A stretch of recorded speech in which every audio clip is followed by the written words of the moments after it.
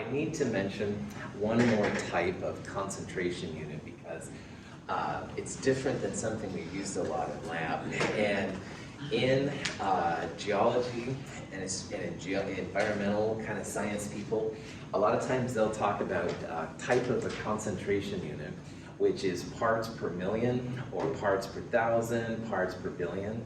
And the important part here is that the parts per thousand we use in lab is different than these types of parts per thousand, parts per million, parts per billion. In lab, we use parts per thousand to measure precision, like how close your measurements are to each other. And in the lab, if you do measurements and the numbers are pretty close to each other, i.e. you have low parts per thousand, that usually means you've done a good job. You're paying attention. You don't know for sure on accuracy, but it is a really helpful kind of unit to have. These types of units, parts per thousand here, parts per billion, parts per million, it's usually related about how many grams. So parts per million, I think, is the most common. 1 part per million would be like 1 gram of substance in 1,000,000 grams total, all right? So it's usually a mass-based system.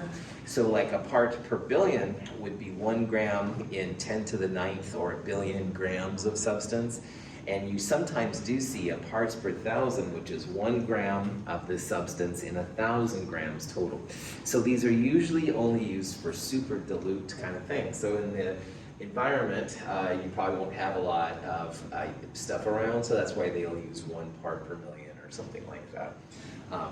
Arsenic in water is, they try and keep it under 50 parts per million now, if I remember right. They changed the rules recently.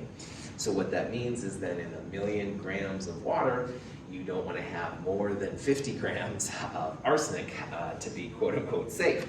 And you can debate those kind of things, what's safe and not safe in a different course, and I totally understand, but that's what they mean. So if you see a problem, or you see like one of your science papers and it's talking about parts per billion measuring of Taxol in the water or something like that, all right, what that probably means then it would be like in 1 part per million, it would be 1 gram in 1,000,000 grams of water and stuff like that. They're pretty small. You can turn parts per million into any of these units that we're talking about today, but it's usually not done because these numbers are very, very small, all right? And so when you figure out molality, then it's times 10 to the negative lots of numbers, all right? So that's why it is. So, and do realize that our parts per thousand in lab is precision, how close your experiments are to each other. It's not a measure of concentration, which is what these are right here. Any questions on that? Okay. So, oops, I think I died. The vapor pressure of a liquid depends on the ability of the liquid's molecules to break intermolecular forces and escape into the vapor phase. A molecule can escape only when it has enough energy and is at the surface of the liquid. When a non-volatile solute is added to a liquid, some of its molecules occupy surface sites in the liquid, displacing volatile solvent molecules. Because fewer solvent molecules get to the surface, fewer can escape, and the vapor pressure of the solution decreases. To understand what these solution properties are all about, all right, we're going to start here with this closed flask with like water in it, okay? And in the last chapter, or actually I guess it was last chapter, yeah, we talked about how the liquid molecules down here have a vapor pressure over them, and that just means that some of the liquid molecules have enough energy to escape to the gas phase. And it's usually the ones right here on the surface that are escaping into the gas.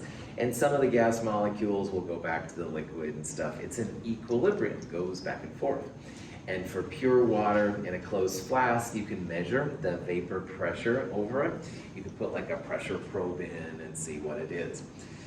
When you add a solute, all right, the solute acts a little bit like a bouncer at a nightclub, all right? And like, I don't go out much anywhere because I'm really addicted to Skyrim right now, long story short. But anyway, and a bouncer, if you have a club that's really popular, it's like, oh no, can't go in right now, too full or whatever, you know, only VIPs, I'm filling your own thing.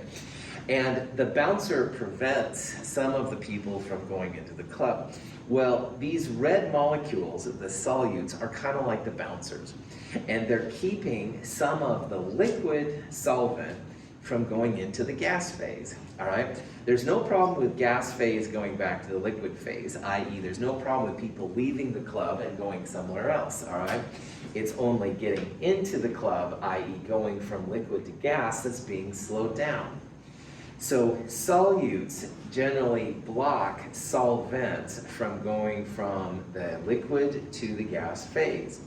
This is a non-volatile solute, which means that the bouncers don't want to go in the club themselves. All right, they don't want to go to the gas phase. Sometimes the solute also wants to become a gas phase too, and that's a whole different kind of thing, but we'll talk about that later.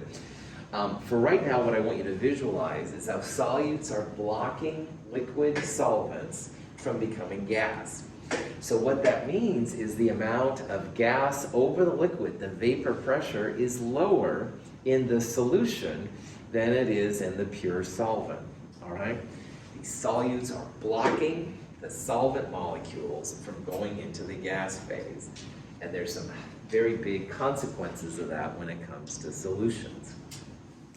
One thing you can see right now is that the vapor pressure, the number of liquid molecules that have turned into gas over the liquid, much less in the solution than it is in the pure solvent. And you can also imagine that if you had, instead of 8 bouncer molecules, solute molecules, if you had 50, all right, then you'd have even less molecules able to get into the gas phase too. So think about this as we go through these next things, because really the solute is just blocking solvent molecules from doing what they do naturally. And in this case, doing what they do naturally means going from the liquid to the gas phase. That vapor pressure is lower. Okay. Questions on that? Now, this guy named Raoult discovered this process and figured out a way to describe what's happening, all right? And this thing right here, which is a little ugly, is actually the first of the colligative properties. This is what they call vapor pressure lowering, all right? And if this doesn't look like any vapor pressure is being lowering, I understand. Here's what's going on. P0, that little 0 right there, means pure liquid. So pure solvent liquid is going to have a vapor pressure. Let's say it's 30 millimeters of mercury. This is something you can look up later. Well, Raoult's law says that the solvent in a solution, which is what this thing here, is going to have a smaller vapor pressure than the pure solvent. And the reason it's less is because you take that pure vapor pressure when there's no solute and you multiply it by the mole fraction of the solvent. Now, if your mole fraction is 1, which is pure solvent, then the vapor pressure here and there are equal, like 1 times this is itself, all right? But in a solution now, the solvent mole fraction is going to go down. If you start adding solute, all right, then the moles of solvent divided by moles of everything, that number is going to get smaller. And as the mole fraction goes down, then the smaller number times this is going to give you a smaller value here. So this is the math way to explain that as you start adding solute bouncer molecules, it's going to lower the vapor pressure of the liquid in the solution relative to the vapor pressure of the pure liquid. The vapor pressure has been lowered. So sometimes they call this vapor pressure depression, sometimes it's vapor pressure lowering. It's all about solutions have lower vapor pressure than the pure solvents. All right, those solute molecules, no, you can't go in there, sorry. No sound effects necessary. The important thing is that the vapor pressure of a solution will be lower than the vapor pressure of the pure solvent. This is the first of our colligative properties, and it's just saying that vapor pressure is lower.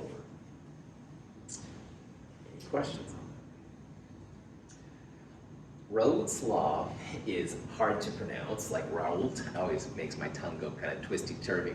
And it's kind of weird looking, but honestly, it's a very easy law to apply.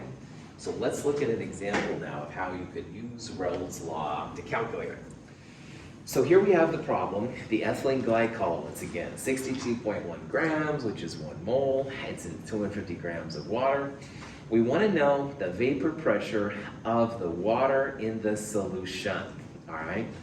Now, we're looking for the P on the left-hand side. And P equals mole fraction solvent times vapor pressure pure solvent. So we talked in the last section a little bit about the vapor pressure of pure liquids. And water is something that a lot of times vapor pressure is measured next to. So at 30 degrees Celsius, pure water has a vapor pressure of 31.8 millimeters of mercury. That's the measured pressure over pure water at 30 degrees Celsius. Every temperature has its own vapor pressure of water. These are numbers you can look up, you never have to memorize. If we figure out the mole fraction of the solvent, then mole fraction solvent times vapor pressure of pure water will give us the vapor pressure of the solution. So earlier we saw how the mole fraction of this combination, the ethylene glycol, was 0.0672. And if you wanted to find the mole fraction of the solvent, which is what you need for Raoult's law, the mole fraction of both pieces together equals 1. So mole fraction glycol plus mole fraction water equals 1, and we want mole fraction water. So 1, which is as many sig figs as we need, minus the mole fraction of the ethylene glycol, gives us 0.9328. That's the mole fraction of the water in this ethylene glycol solution. And we'll take that number and multiply it by 31.8. So mole fraction solvent times vapor pressure of pure solvent at that temperature gives you this number. This is the vapor pressure of the water in the solution. And notice how this number is less than this number right here. Solutions, which is what this is, solutions have lower vapor pressures than the pure solvent solutions and solvents that they come from. So if the pure water 31.8, our answer here should be a number less than that. Those bouncers are keeping the solvent water from going into the gas phase. So there's less pressure in the solution than there is in the pure water. So Raoult's law, mole fraction solvent, not solute, solvent, times vapor pressure of the pure stuff gives you the vapor pressure in the solution. Okay. Any questions on that? Almost always these kind of problems will give you some number, some pressure, all right? And that's almost inevitably the vapor pressure of the pure solvent. So if you find the mole fraction of the solvent and you multiply it by that, usually that's how you calculate these things. Okay. So be on the lookout for that. The 30 degrees Celsius tells us what vapor pressure of water you'll use, but the 30 degrees is not included in any of these calculations. Okay. So here's a kind of problem you might see. Here's an example of a problem. We're taking 0.0400 moles of iodine and we're putting it in 1.96 moles of carbon tetrachloride. Now carbon tetrachloride is actually the solvent in this problem. It's not water. Carbon tetrachloride is a liquid. It's a nasty liquid, but it is a liquid. So we're putting the iodine in the carbon tetrachloride. Then it says that the vapor pressure of pure carbon tetrachloride is 504 millimeters of mercury. What's the vapor pressure of the CCl4 in the solution? All right. So this is where we're going to take the pure vapor pressure, this number, and we're going to multiply it by the mole fraction of the solvent. So that's going to be mole fraction of this. So we'll have 1.96 on the top, and we'll divide it by total moles on the bottom. So mole fraction of solvent will be moles of solvent divided by total moles.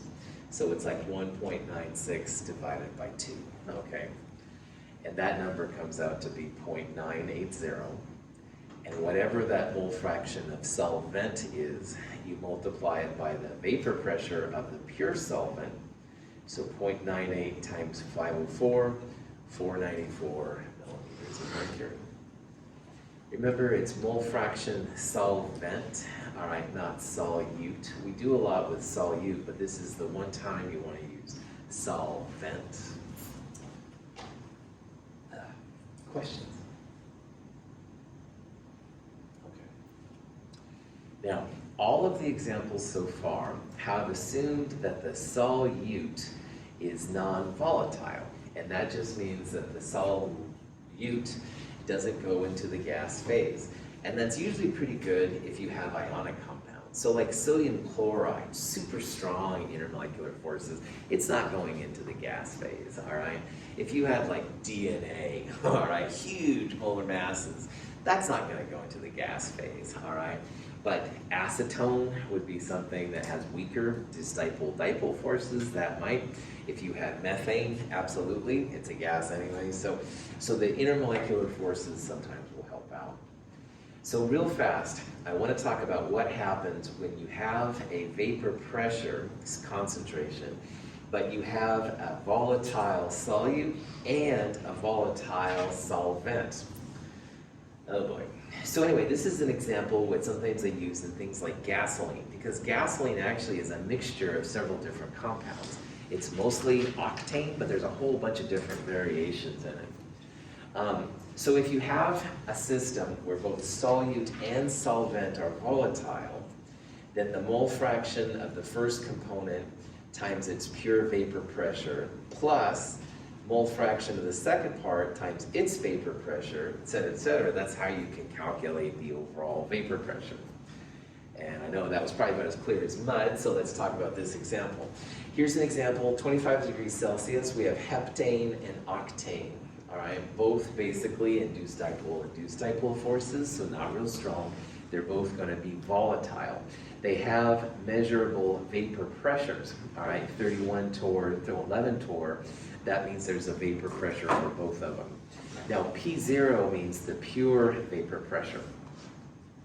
And the question is, what's the total vapor pressure of the system if the mole fraction of the heptane 0.15, all right? So what this means then is 0.15, that would be the mole fraction of heptane. We'll say that A is heptane.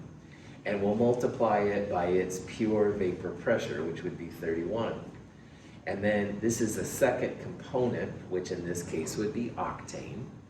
We don't initially have its mole fraction, but we do have its vapor pressure of 11 torr. Can anyone tell me a way that we can pretty easy calculate the mole fraction of the octane? If you have two components and you add them together, what's the total mole fraction going to be? 1. Well done. So 1 is the total mole fraction of everything in your solution all the time. So 1 equals 0.15 heptane plus X, where X is the mole fraction of the octane. 1 minus 0.15 or 0.85, that's going to be the mole fraction of the other piece. So again, total mole fraction, everything in your solution always equals 1, all right? So 1 equals mole fraction heptane plus mole fraction octane.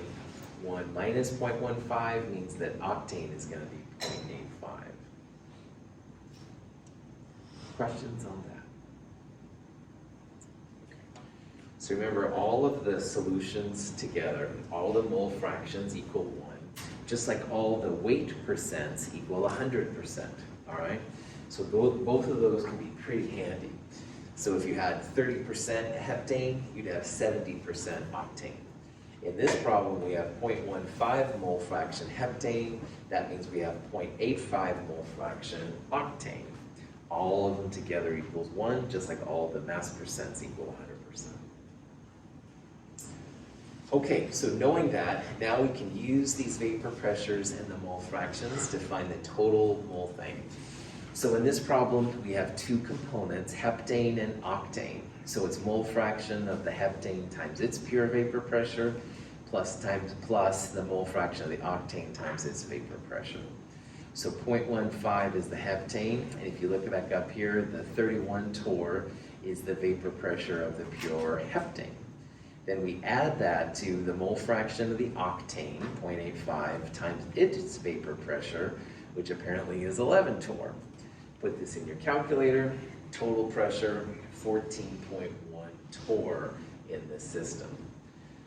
So what's happening here? The heptane is blocking some of the octane from going into the vapor phase, and the octane is blocking some of the heptane from going into its vapor phase.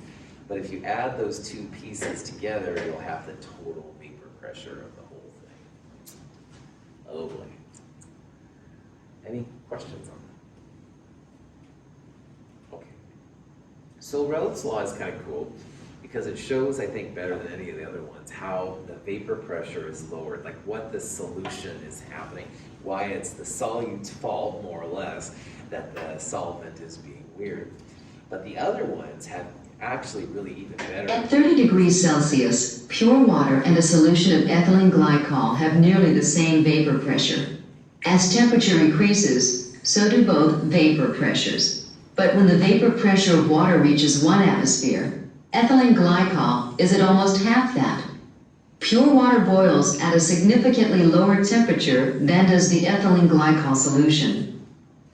Now, another thing that happens with solutions is that boiling points are elevated, all right? And now, based on our understanding of how these solutes are blocking solvents from going into the gas phase, we can kind of see why. These are vapor pressure curves. We talked about these a little bit last part. Vapor pressure curves are part of the whole phase diagram. This is that kind of Y thing we talked about. This line here actually goes more up and to the left. It's not so much straight up. But anyway, solid, liquid, gas, et cetera, et cetera. And vapor pressures, you can see, basically increase as temperature goes up and stuff like that. So what happens as the vapor pressure is lowered, all right? You no longer have the same energy requirements to make liquids boil. So here's the water, the blue is the pure solvent, and the red is an ethylene glycol in water solution, all right? And vapor pressures are lowered, as we saw in the last part, so the red line reflects the solution. And you can see how at every temperature, like 50, 60, 70, whatever, the red line is lower than the blue line. And that just means that the liquid molecules, water molecules, are having problems getting into the gas phase. So boiling occurs when vapor pressure, the blue or red line, equals atmospheric pressure. So this dotted line right here is 1 atmosphere, 760 millimeters of mercury. So for water, we know that water happens at 100 degrees Celsius, but because of the solute in the solution, all right, you can see that the boiling point, the vapor pressure isn't even close to atmospheric pressure at 100 degrees. And indeed, in this example, you have to go up to, we'll say, 115 Celsius to make the vapor pressure equal the atmospheric pressure. So this would be the boiling point of the solution, and this would be the boiling point of the pure solvent. So, punchline, boiling points of solutions higher than the boiling points of the pure liquids they come from, all right? So if you have pure water, it'll boil at 100. You add a bunch of table salt to it, stir it up, want it to boil, it's going to take more energy, all right? It's going to take longer, and it's going to take a hotter temperature. In this example, 115. So all solutions boil at a higher temperature relative to their pure solvents. So if you have water, which boils at 100, you can have solutions that'll boil 105, 110, 115 even, like in this case, but it will never be 100 or less than 100, something like that. It's always going to be a higher boiling point. So solutions boil higher than the solvents they come from. And it's all about those crazy solutes blocking the liquid molecules, the solvent, from going into the gas phase. Vapor pressure is lowered, so the boiling point is higher. Questions on that? You can describe the delta T, the change in the temperature for a boiling point in a solution. And delta T is going to be equal to K times M. Now little m is molality, one of the other units and stuff that we've dealt with in this new section. And molality, moles of solute per kilogram of solvent.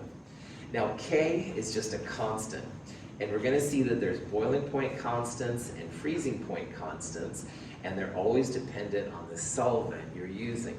So if we're using water, for example, K boiling point is 0.51. And make sure you use the boiling point, don't use the freezing point version, you'll get different answers.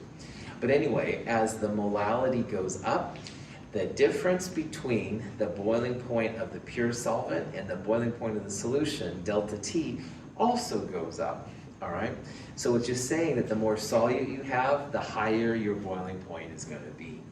And you can calculate this thing, and we'll see how this works out pretty soon. So free melting points are, thanks for playing, boiling points always higher, all right? And the difference between the boiling point of the solution and the boiling point of the pure solvent, that's delta T. You can think about it as temperature solution minus temperature pure solvent, all right? And that delta T is proportional to a constant K, which is boring and you can look up, but it is proportional to molality. And molality just means how much solute do you have relative to solvent. If you change from water to carbon tetrachloride, chloroform, benzene, whatever, of course you change the K, no problem. Most of the time we do use water, but you can use other things as well. Cool. So let's see how we can use this stuff.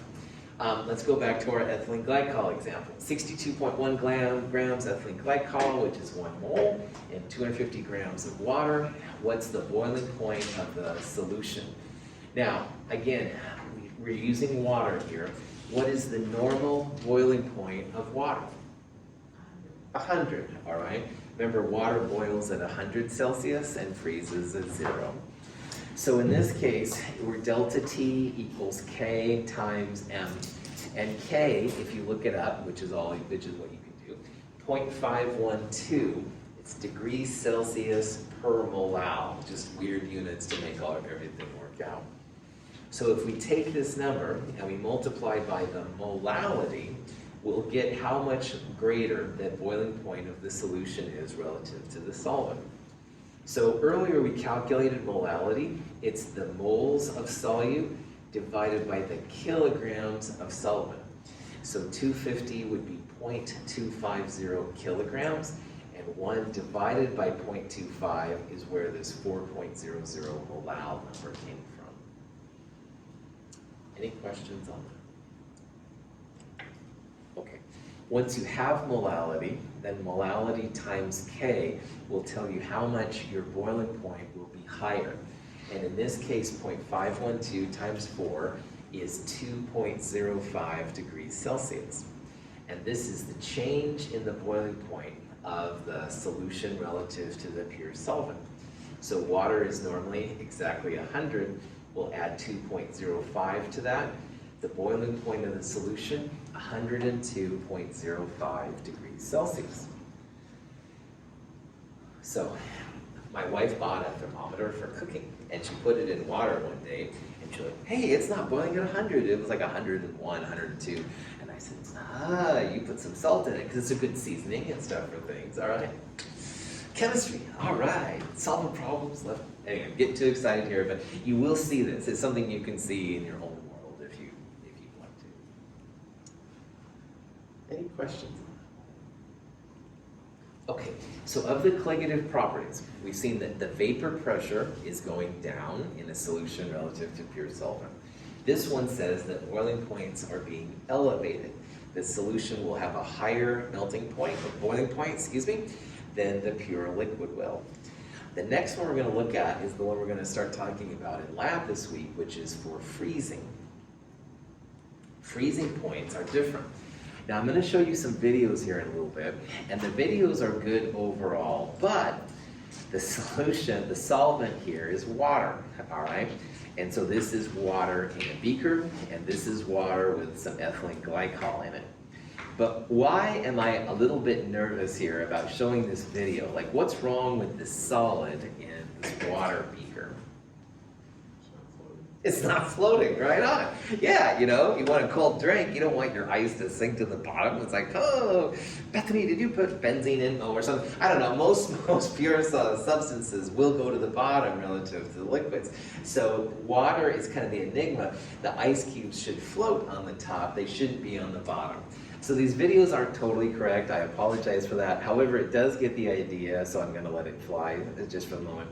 Anyway, so assuming that water for some reason here is sinking, which is weird, water as it freezes, the liquid molecules go into the solid phase, and some of the solids will go back into the liquid. So this is similar to what we saw for liquids going to gas, gas going to liquids, all right? This is a normal process. But what we're going to see over here when I show these videos is that, again, the solute particles are blocking the liquid. Now before it was liquid going to the gas phase, now it's going to be liquid going to the solid phase. And that creates a change in your freezing points as well. And the punchline, freezing points of solutions will be lower than the freezing points of the pure liquids. When water freezes, its molecules leave the liquid phase and attach to other molecules in the solid phase. At the freezing point, an equal number of molecules move into and out of the solid phase. A solution of ethylene glycol, automobile antifreeze, has a freezing point lower than that of pure water. Molecules of the solute block the interface between the solid and liquid phases, thus decreasing the rate at which molecules leave the liquid phase and attach to the solid. So again, my apologies for this hyper-dense ice. Ice should be up there, but the idea is sound, and that's why I keep showing it, okay? In normal water or any solution, any solvent, solid to liquid, they go back and forth in equilibrium, all right? And so this could be pure solid benzene and liquid benzene. It could be any combination is fine, all right? There's a normal back and forth between the liquid and the solid phase. But when you put a solute in, the solute blocks, especially the liquid going to the solid, all right?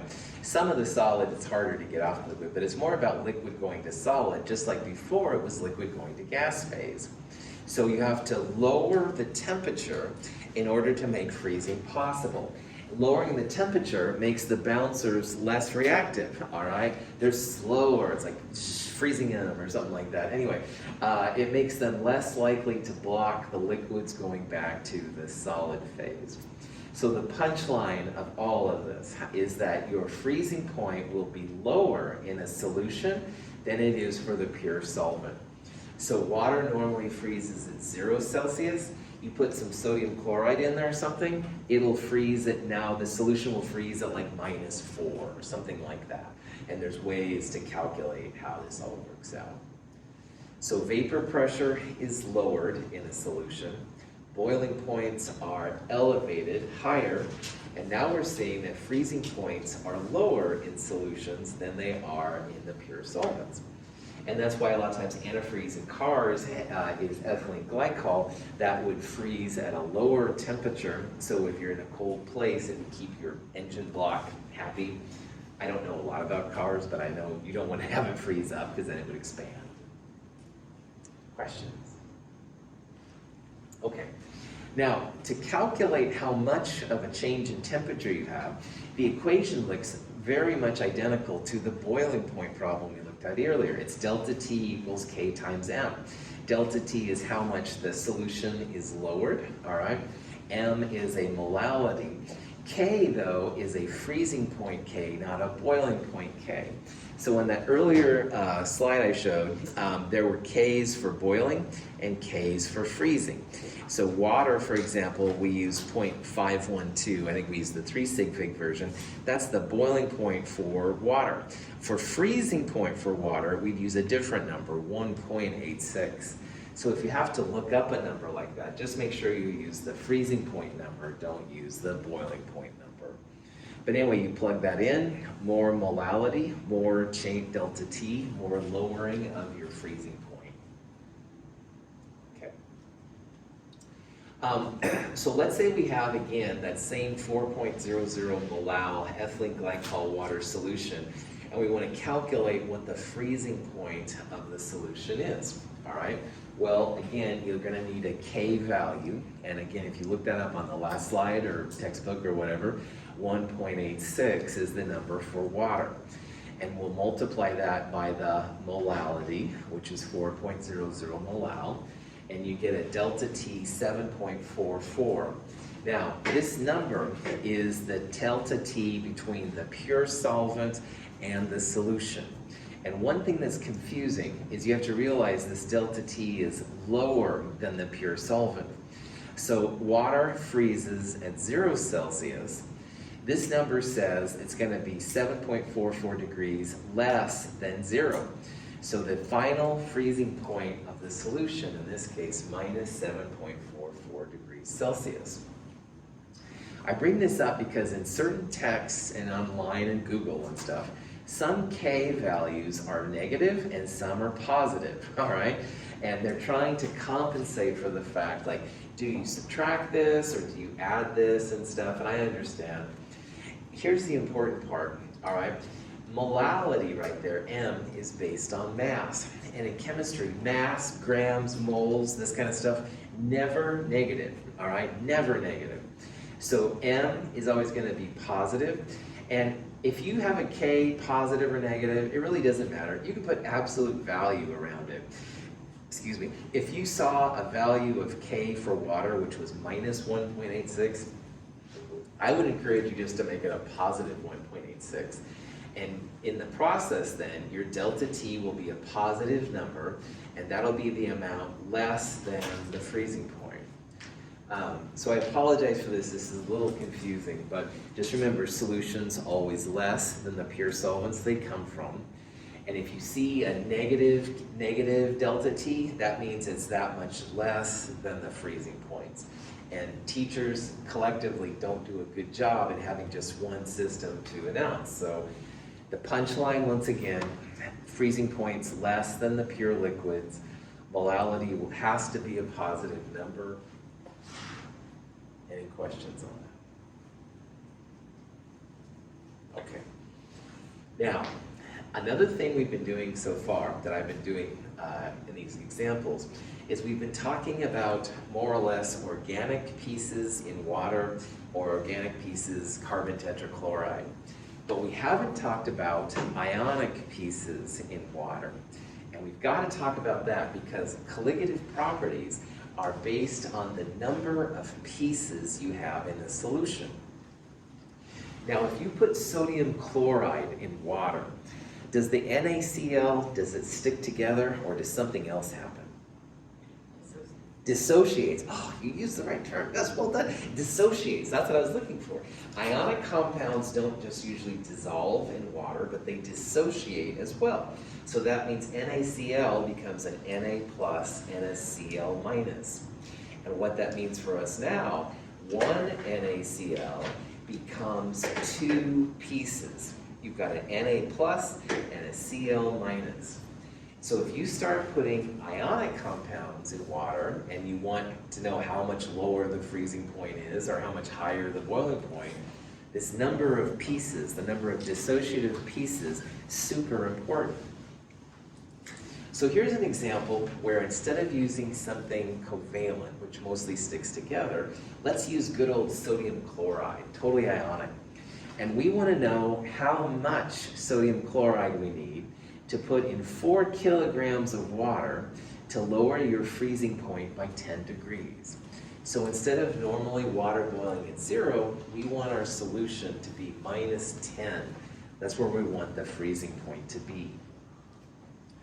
So on a problem like this, all right, delta T is going to be 10. You can use minus if you want, but it's not. End of the day, molality, M, must be a positive number. All right, so I don't care if your delta T's and K's are positive or negative, but you must make that M be a positive number. So again, what I would do is I would probably make minus 10 a positive 10 right here. We've got the K value, 1.86. You want to solve for molality. And again, I don't care if you use -10 and -1.86 or whatever, but by all means, man, make sure your molality is a positive number. Chemists don't deal with negative mass, all right? In physics, you can sometimes play with those things, but not here in chemistry. So grams are positive always, which means moles are positive always. And because molality here has moles and kilograms, molality must be a positive number. Is that cool? Okay. So in this problem, to make the water go down to -10 where it freezes, you would need 5.38 molal, which is 5.38 moles of pieces per kilogram of water. Now, notice how I emphasized moles of pieces. That's because in this problem, unlike all the problems we've done so far, we're dealing with an ionic compound. And like Bethany said so well, ionic compounds in water dissociate into their ions. So M, the molality, represents the total concentration of all the dissolved pieces, particles, ions, whatever you've got. And good old NaCl breaks up into Na plus and Cl minus. So for every mole of NaCl you put in, you get 2 moles of ions out. And ions are particles, all right? They're going to be numbers of pieces. So you have to compensate for the number of ions when it comes to these ionic compounds and these problems. These crazy colligative properties depend on total number of ions, pieces, blah, blah, blah. And NaCl breaks up into Na plus and Cl minus. Now, ethylene glycol, good old covalent bonds, CCs, OHs, no dissociation. We talked about iodine, I2, no dissociation. Ethanol, no dissociation. But ionic compounds, metals and nonmetals, you will have some dissociation go on. Any questions on that? Okay. So NaCl, we need, in this problem, we need 5.38 moles of pieces per kilogram. But sodium chloride has 2 pieces per mole. So what you can do, or 2 particles, if you will, for NaCl. So 5.38 moles of particles per kilogram, and there are 2 particles per mole. It's like you want to divide by 2 here, all right? You only need 2.69 moles of sodium chloride, not 5.38, because each NaCl has 2 pieces in it. So 2.69 moles of sodium chloride per kilogram. If you turn moles of NaCl into grams, sodium chloride is about 58 grams per mole, you get 157 grams sodium chloride per kilogram. And there's 4 kilograms in this problem. That means you need 629 grams of NaCl. What happened initially is people used this calculation and they thought, oh yeah, okay, we'll need 5.38 moles of NaCl. So they put 1260, 1258, whatever, grams of NaCl, and the freezing point went way, way, way, way down. It went down even further than they wanted it to be. So they realized finally that, aha, ionic compounds break up, all right? So sodium chloride breaks up into 2 pieces per mole. We can compensate for it right there, and then we only really need 629 grams. Now, the first person to figure this out, his name was Van Hoft, and I think he was from Netherlands or somewhere over in that area. And so the complete version of boiling point or freezing point is delta T equals K times M times I. And I is what they call the Van Hoft factor. And Van Hoft factor is literally like how many pieces your compound is going to break up into. So far we've seen like ethylene glycol and sodium chloride. Ethylene glycol is organic. It's covalent bonds, all that stuff. It's not breaking up at all. So your I value would be 1. On the other hand, sodium chloride will break up into Na plus and Cl minus. 1 cation, 1 anion. So 1 plus 1, I value is going to be 2.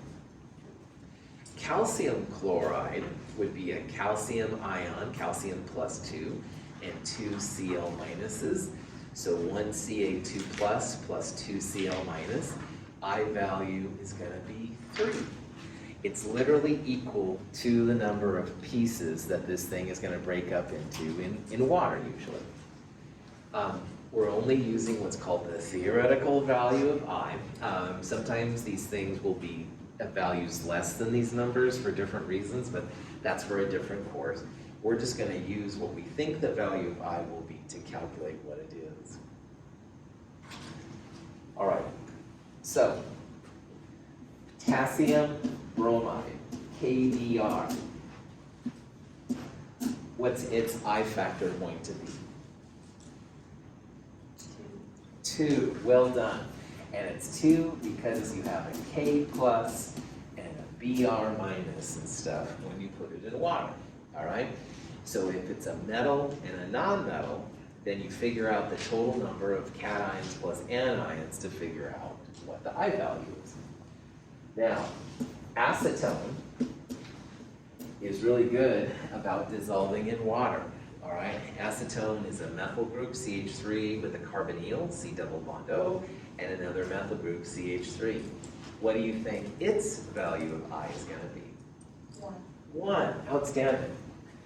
Anything covalent, like the ethylene glycol, acetone, ethanol, DNA, all right, they're all going to be 1 for our purposes, all right? Because they stay together. Covalent bonds, they kind of stay together. They just kind of float around. You don't get the positives and negatives. How about AlNO3, aluminum nitrate? What do you think its I factor is going to be?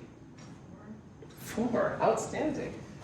So this one, aluminum nitrate, is also going to break up into cations and anions. In this case, it's going to be an aluminum 3 plus and 3 nitrates. So polyatomic ions will also dissociate, all right? 3 NO3 minuses, 1 Al3 plus, I value of 4. Questions? So here's a question that's kind of interesting. Well, of course, I say that all the time. But it says, which aqueous solution, so water-based solution, is expected to have the higher boiling point? All right? And first of all, the last one says pure water will have a higher boiling point than either solution. Well, that's wrong because this is boiling point elevation. Solutions always are higher boiling points than the water. So C is just being snarky.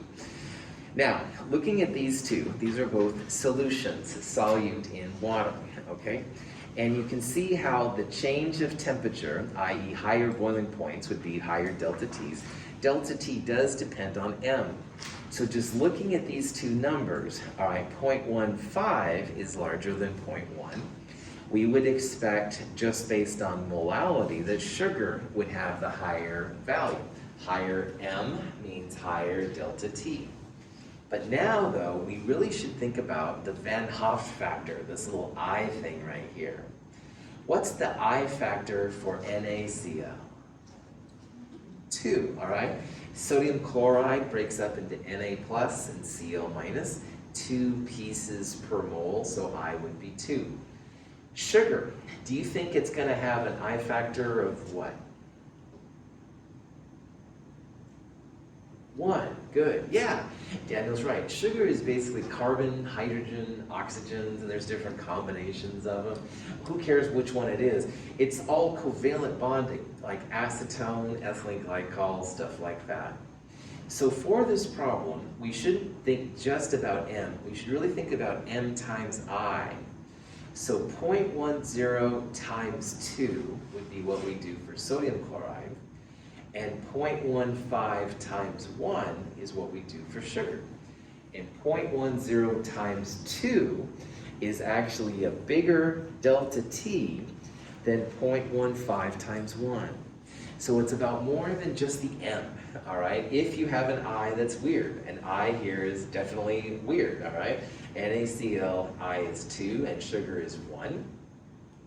So 2 times 0.10 is bigger than 1 times 0.15. So you'd expect then the NaCl to have a slightly higher. Any questions on that? I have a question relating to saturated and unsaturated solutions. I don't know if that's kind of where we were routing to. Is there a certain molality value where a solution becomes saturated as opposed to unsaturated? Yes. There is a way to calculate when a solution becomes saturated and you start to see precipitate crash. And to do that, Juliana, you need what's called an equilibrium constant for solubility. And in Chem 223, that's one of the things we're going to tackle. In this class right now, in Chem 222, we're assuming that we're always below the saturation point, all right? So the solute is dissolving, and well, in reality, you've got to think about stuff like that, totally. And we're not doing it right now, because we haven't talked about it yet. So just realize that, yeah, we're kind of assuming that everything here is unsaturated, everything's making a cool solution, all right? And but in the real world, absolutely, we should think about when the thresholds are between how much solute you could put in and stuff before they crash out. So we will tackle that, but just not until 223. Excellent observation. So yeah. So again, we're kind of building. We're not quite to the big picture yet. Still got some things left to share with you, but that is a big part of this whole thing. So hang tight. And of course, enrollment for Chem 223 is now open if anybody's interested in stuff like that. Oh, sorry, no advertisements. This is an academic world. So anyway, prop that back on. Questions? All right. Now, in the gas law section, I made a big deal. You could find the molar mass based on a gas and stuff like that, because finding a molar mass is a big thing in chemistry, all right?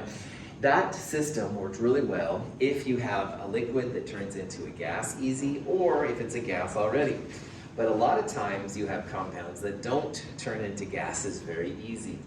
So another use of these colligative properties, and especially freezing point, but also boiling point, is you can find their molar mass, which is really cool. So what we're going to do now is look at an example of a boiling point question, boiling point elevation, and we're going to see how you can find the molar mass of our unknown compound.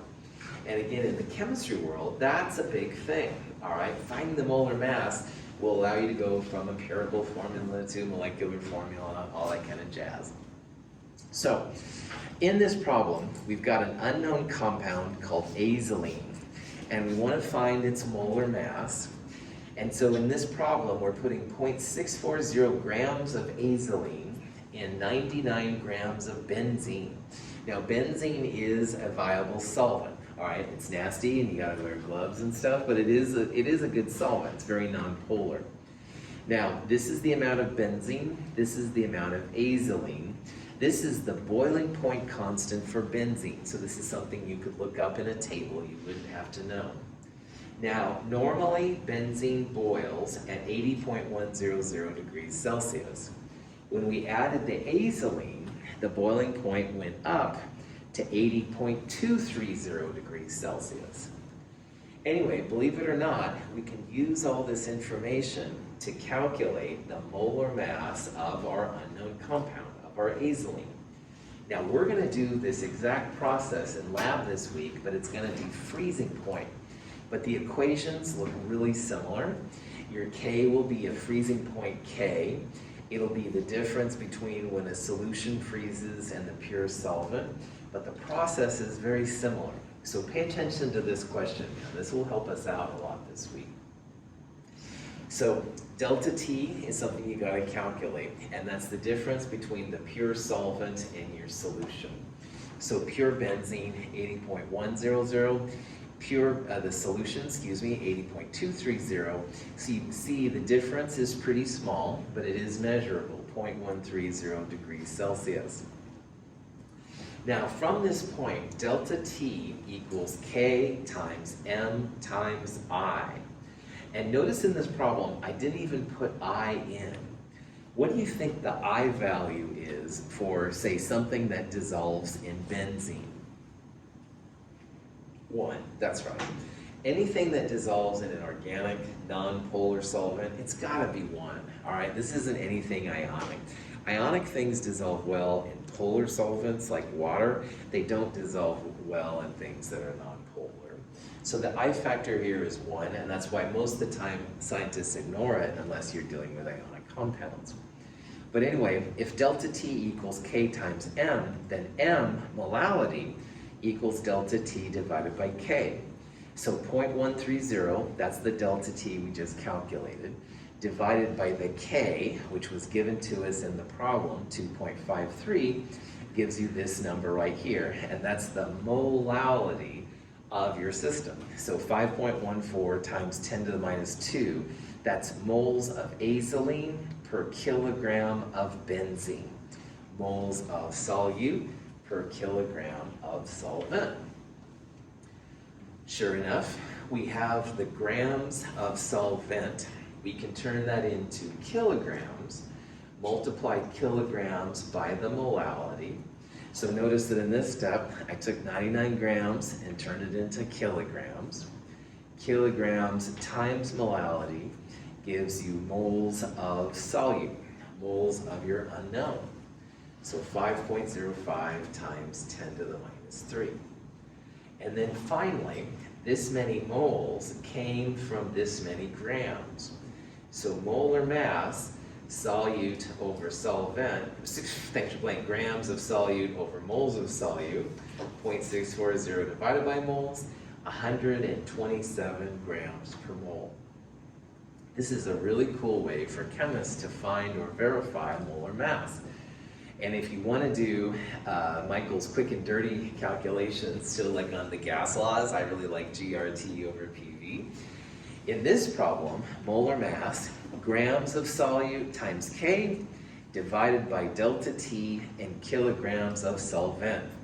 So in this problem, if you would have taken 0.640 times the K, 2.53, divided it by 0.130, and divided it by kilograms of solvent, 0.0990, you would have also gotten 127 grams per mole. So this is like a quick way to do this, or you can do it through the individual steps, and either way is cool. I'm going to highlight on Wednesday this equation and how you can use it with these problems. If you do a lot of them, it's very, very helpful, but again, you can also go through the individual steps. Questions? All right, let's definitely take a break. I will leave this slide up if you want to take some notes. We'll start back 11:03, 11:04.